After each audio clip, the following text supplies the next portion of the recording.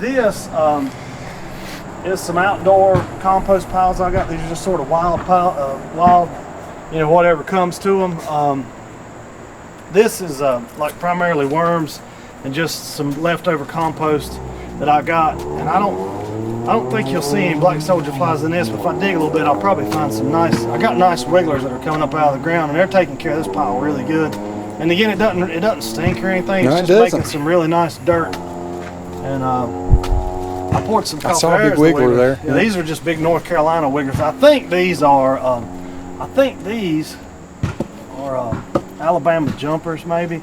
Somebody said that, and I hadn't got into like studying them so much, but these are wild. They just come up out of the ground here, and they're taking real good care of this. And like sometimes you'll hit like there's hundreds of them down in there where they're eating this compost up. It's kind of crazy.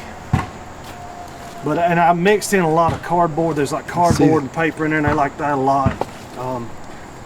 And a lot of times there's some. A lot of times the stuff that I wish I could hit a bunch of them because there they are. They're going kind of crazy right there. A lot of stuff like that I just throw in there that's extra because the little units I got, you just can't overload them with too much food. This pile of coffee, this is pretty much just coffee grounds. Coffee. You drink a lot of coffee, my friend. I get this from uptown coffee shop to Grind. They bless me with this. I'll go by and pick it up about once a week. That's leftover coffee grounds. It keeps it out of the landfill.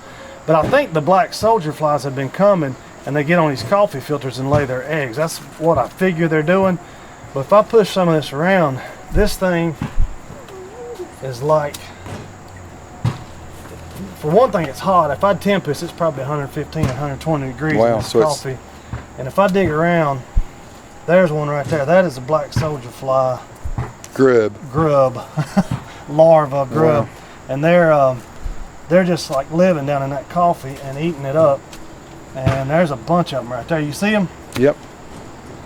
And they just come wild into that coffee. They're growing in there and consuming that coffee. And what happens? They get big, and when they get so big, they get adult size, they hatch and fly off, and pretty much all that's just energy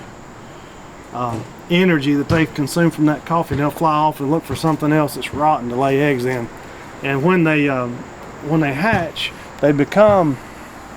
I don't think we'll see one around. They're real reclusive, but they become a little wasp-looking fly. They're called black soldier flies. You may look one up online, get a picture of it, and add in here to show what they are. They're really cool. They don't have a mouth. They don't have a stinger. They don't eat anything. All they're looking to do is lay eggs and reproduce and eat more compost. What an interesting critter. For the environment. Really great for the environment. They won't sting you, won't bite you, won't eat any of your plants. All they eat is just stuff that's compost type rotten stuff. But the bin I'll show you over here, and this is watch out. She's right there behind you. Since I've talked about your fig trees, I'm going to show them.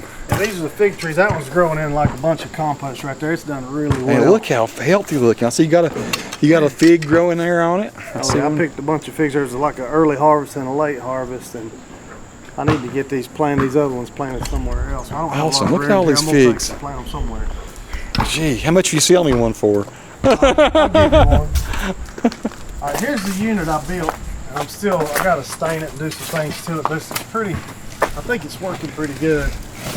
But this was an old cooler that I got, and just modified it into this bin.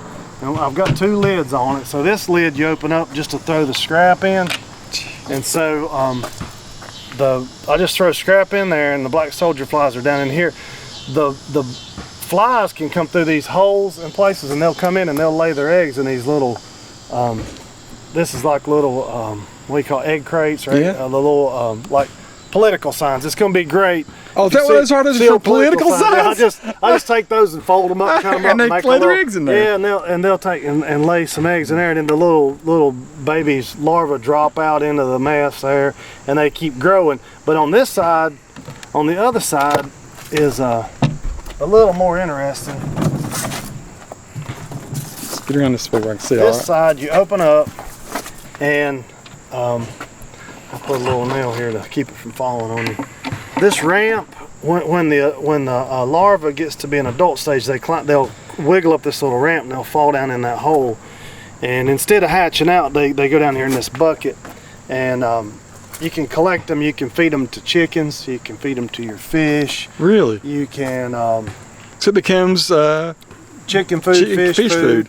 Or and I don't have any chickens or fish, but my father-in-law's got some chickens. So you're giving to him? Yeah, they give us organic eggs. So we'll trade out the larva for and the chickens go crazy. Chickens love it, huh? Oh yeah, wow. They're super healthy. There's a lot of calcium. I'll bet there's certain birds that, like even your bird feeders, that there's certain birds that would like them. Wild birds would love them, and that's why you keep it all sealed up, because animals will really get to them and actually dig them out and eat them. Wow. So you got to kind of protect them in a way. So black soldier fly larvae growing. But let me see if I've got any in my bucket. I don't know if any have crawled out.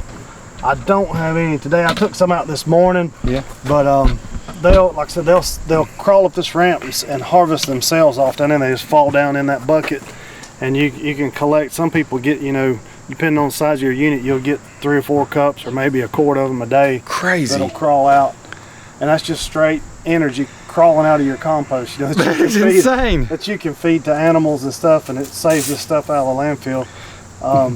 I guess I could show you. It's kind of. It might gross some people out. Don't mess the same thing up. We'll look from the other side. It might be better to see them working. Okay. There's a lot of animals around here. If you listen real close, you can hear them down in there. I don't know if I'll just let them see if you can hear them.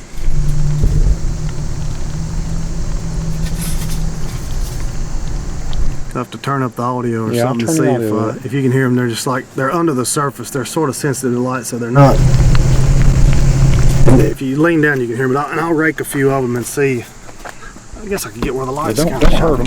Oh, they won't hurt them. It will not hurt them, but I'll just.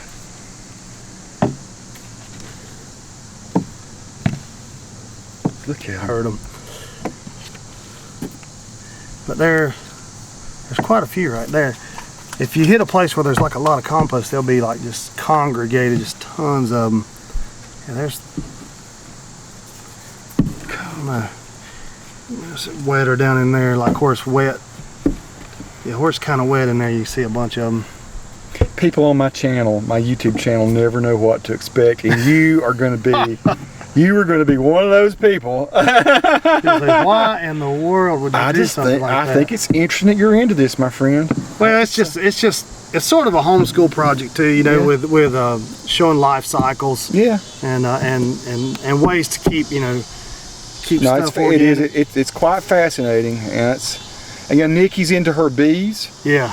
And she just loves bees, and me, I'm just into growing spinach and playing guitar and stuff like that. And again, this doesn't really have a smell to it, does it? No, it really does not. It does not. I figured all this would stink. It does not stink. It's kinda like, you've got a little mosquito on your neck, brother. So it's almost like a beehive has a smell. It smells like coffee more than anything. Yeah, there's a lot of coffee in there, so that helps it. But the big thing is you don't overload it. If you overload it with too much scrap, it could start stinking. But if you just give enough so that they eat it, they will take care of all that, and it doesn't have an odor to it or anything. They just eat it all up. Jamie, thanks for sharing this with me, my friend. I'm sure there'll be a lot of people with some questions on that, so we'll keep an eye on this video and see what people have to say about compost. So what would you title this? What this whole project you're doing, what would you say about it? Organic composting with worms or soldier flies. Or soldier fly larvae. Yeah. Crazy. And the thing that these do, like I guess with the end product of this compost is really not something you'd put on your plants. Not this kind. The other kind, yes. But this is more for food for animals and stuff, because the larva is the compost, that the value that comes out of it. With the worms, that's just really good dirt that it makes. But this is getting rid of waste without it having to go to a landfill and making something useful out of it. Yeah. It just turns it back into something good. That's what's cool about it. Yep. My friend, thank you for sharing this. I'll just go ahead and say peace to all who watch the channel. You never know what you're going to find here from Jamie and Tony. Subscribe to the channel if you like, and leave Jamie some comments here that he can see. We'll expound upon this and come back later and see what else he gets into with this.